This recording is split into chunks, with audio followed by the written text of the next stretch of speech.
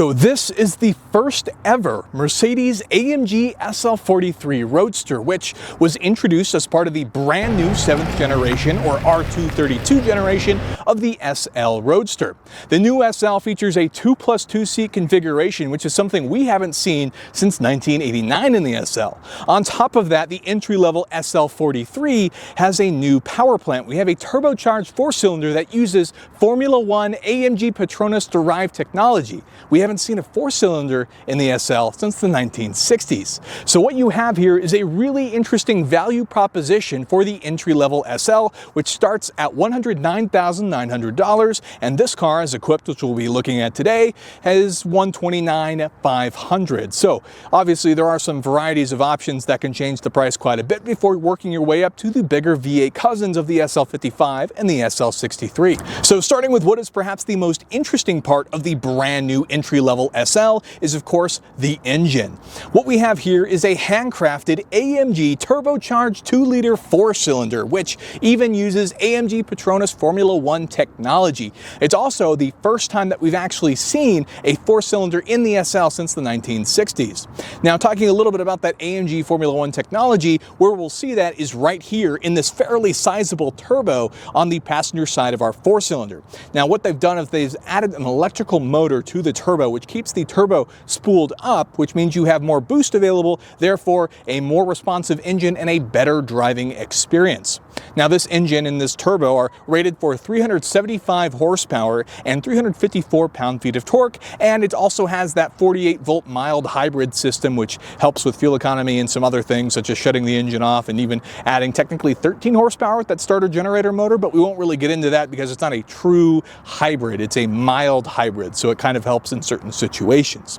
Now, moving on, we have that 375 horsepower, and the engine is paired with an AMG Speed Shift 9-speed automatic transmission, and given that this car weighs around 3,825 pounds, it'll do 0 to 60 in 4.8 seconds with a limited top speed of 170 miles per hour. That's not too shabby, certainly more speed than you'll need to use anywhere, but it means you'll have no problem getting anywhere either, and we'll even be able to enjoy it on windy roads or even take it to track days if you really felt so inclined.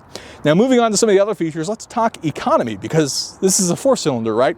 Well, it's not the most efficient 4-cylinder. The economy for the SL43 is rated at 21 miles per gallon city and 27 miles per gallon highway, with 23 combined. Now, given that this has a fairly sizable 18.5 gallon fuel tank, what that means is if you take the average, you'll get about 425 miles a tank, or if you were to take it on a road trip for that 27 miles per gallon, that means you can get 500 miles of range from your SL, which is fairly impressive and makes it a fantastic touring car as well, as long as you can manage the 7.5 cubic feet trunk space that's available in the car. So if that works for you, you can take this car wherever and enjoy it wherever you decide to go. But that's a quick look at this incredible engine, which is powering our entry-level SL43.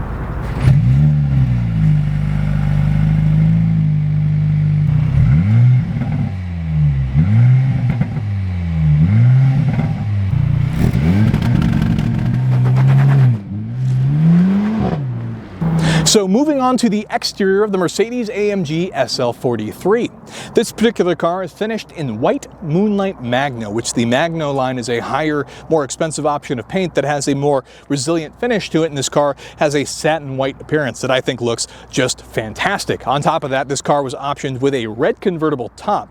Now, the convertible top is a really cool feature because it raises or lowers in 15 seconds, but the cool part is it can do that up to 34 miles per hour, which is one of the highest ratings I've seen for a power convertible top. So kudos to Mercedes for that. One of the coolest features of the Mercedes SL top is the fact that you can actually raise and lower the convertible top just by using the key fob. So if you park the car with the top down, you don't have to get back in. Just hold your lock button when the top is down, and the car will go ahead and raise the top back up for you. It also works the other way. By holding the unlock button on the key fob, you can go ahead and lower the roof if the roof is currently up. Once the top is completed going all the way up, you can actually hold the lock button again, like so, and then the car will go ahead and raise the windows as well, which is a really cool feature that you won't find on many other roadsters. So I love the way it looks, and what an incredible quality of life feature on the Mercedes SL. Now moving on to the other bits, this actually has its own front and rear fascia for the SL43, so it's actually not shared with its bigger V8 siblings, the SL55 and SL63. So if you like the particular way that the SL43 looks, this is the one you'll have to buy in order to get that look, and I think that's a pretty cool feature to make them more distinct in appearance from some of the other models. But just because it's the entry-level SL doesn't mean it gets all the AMG goodies. So underneath, we of course have an AMG Sport Tune suspension as well. You just don't get the all-wheel drive or the rear-wheel steering you'll find in the V8 models. Now moving on to some of the other bits on the exterior, we have here some awesome 21-inch Y-spoke style wheels from AMG, and I think these look fantastic finished in this satin black. We even have AMG logos on the wheels, and then behind that we have our AMG composite brakes, which bring the car to a quick stop, which is great because while the car is not light, it's also not the heaviest SL ever, so that's an awesome feature to see, and it's wrapped in sticky Michelin tires, which is also always a good thing. As we move back, we have our turbo electrified, kind of a nod to our AMG Petronas F1 tech in the car, some black mirrors, a nice quick swept sporty appearance, which of course being an SL you kind of expect that. We have some of our various covers and everything's neatly tucked away. Now we do have the keyless entry system, which as you walk up to the car will actually pop out the door handles. I think it's a phenomenal feature. It works great. Then as we get to the back, we have some more cool powered tech, which is very nice. The first thing, of course, being the fact that we have this spoiler in the back, which can actually be raised manually using your AMG dynamic controls for the car, or if you use some of the higher Sport Plus options, it'll automatically raise the spoiler for you as well. On top of that, we do have the fact that we have a powered trunk, which I think is a cool feature. That means you can physically open the trunk just with the touch of a button from the key or the interior, and you can even close it with the touch of a button on the inside and even lock it if it's the last thing you were using. So a fantastic usable feature at that. And below in the back, we have a nice quad exit exhaust, which of course is our AMG exhaust. It also has the valve system, which can also be manually turned on or turned off, along with the fact that it is enabled with some of the various sport modes. With that, that's a quick look at the exterior that I think is just a really gorgeous Mercedes SL. So moving on to the interior of the Mercedes-AMG SL43, which I'm actually currently receiving a massage as I'm going to be talking about the interior section, which is one of the many technological benefits of being in the SL. I would say the interior is probably the strongest suite, and you could talk all day about all of the effort and the phenomenal styling that Mercedes has put in to really make the interior great in this car. So let's talk about some of the different things that are going on in here. Now, in addition to the massaging, these seats, which are heavily bolstered, I might add, so you could do some great curvy driving and they'll hold you in place. They're also heated and ventilated, but not just heated in the traditional sense, they also have the air scarf, which means you'll get air actually blowing down on your neck from these vents that are in the headrest, which is a huge benefit if you're somebody that gets maybe cold in convertibles, but you like the open top experience. Won't be a problem in the AMG. Not to mention the power adjustability. You have so many different fine-tuning options to make the seat exactly how you want it. Now moving on to some of the other options that are actually in this particular SL, we have the Alcantara headliner in it with even some more AMG badges to remind you that you're sitting in an AMG. We also have the Burmester sound system, which is phenomenal in this car. I love it. You can even fine-tune it to your liking, and the styling, these turbine vents that are on here are phenomenal, and they include their own ambient lighting. This car has some of the best ambient lighting I've seen in any car to date. I personally have it set to the Malibu Sunset theme, which I love the way it looks.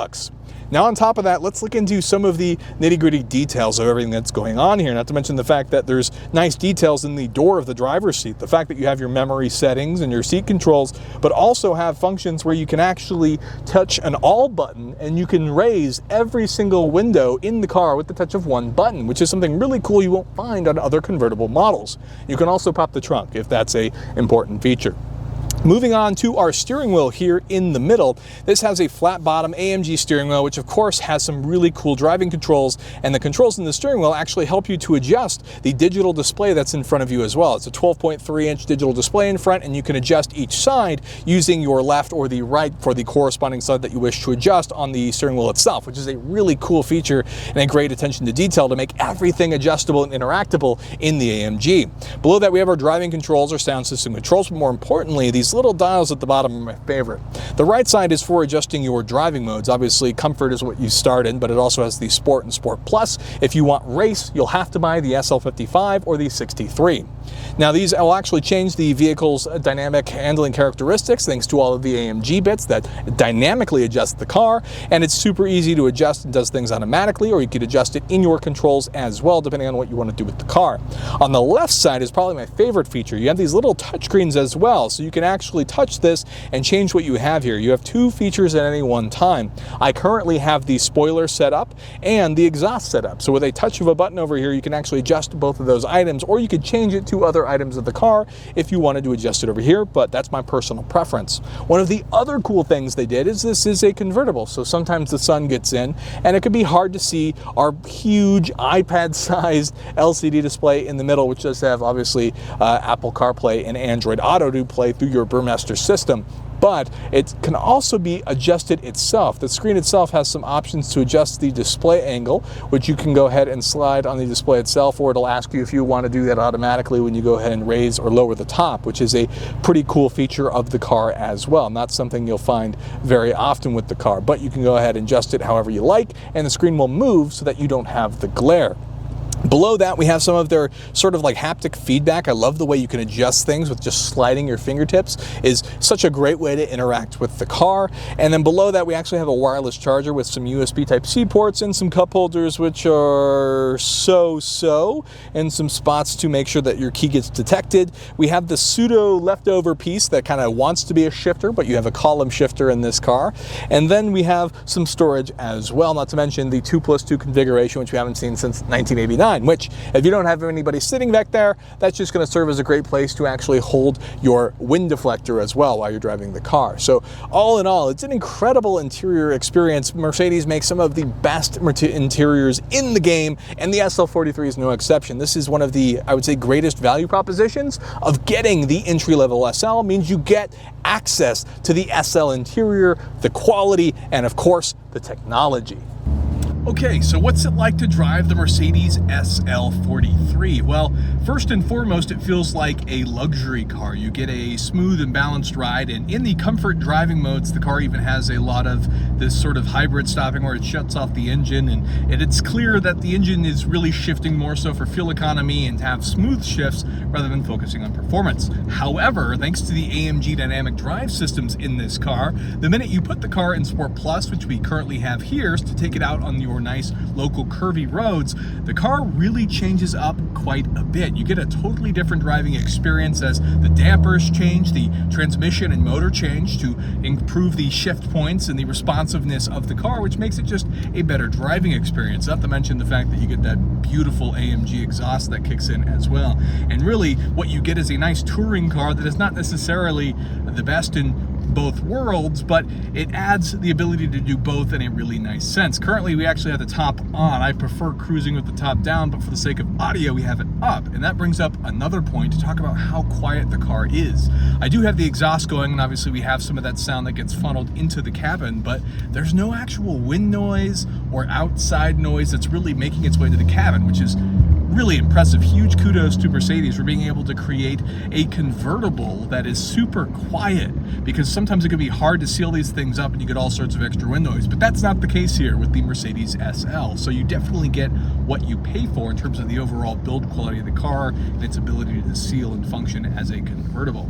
Not to mention, you get the occasional crisp downshifts like that one where you get some factory pops on the D-cell, which is always a good thing to have. It's nothing over the top or overbearing that you don't like, but it's the perfect amount, if you ask me, to just increase and add an extra level bit of driving enjoyment, which is what it's like to drive the Mercedes-AMG SL43. So in conclusion, the SL43 is not short on power or looks. It's just not as powerful as its AMG cousins, but it will keep up with a lot of the competition.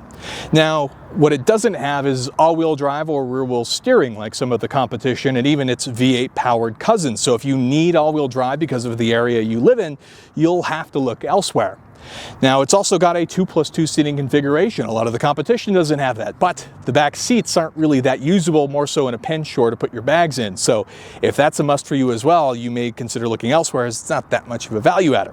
What it does do, however, is it gets you into the Mercedes SL, which has one of the best interiors in the game. Mercedes did a phenomenal job, and it's chock full of technology as well. Plus, you get a gorgeous, essentially two-door sports car roadster, which is a pleasure to drive, and I think that's the most important part.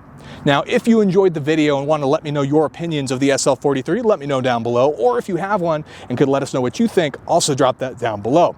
If you enjoyed the video, could hit that like button for me, I'd really appreciate it, and consider getting subscribed for more content like this in the future. With that, thank you so much for watching, and I'll see you next time.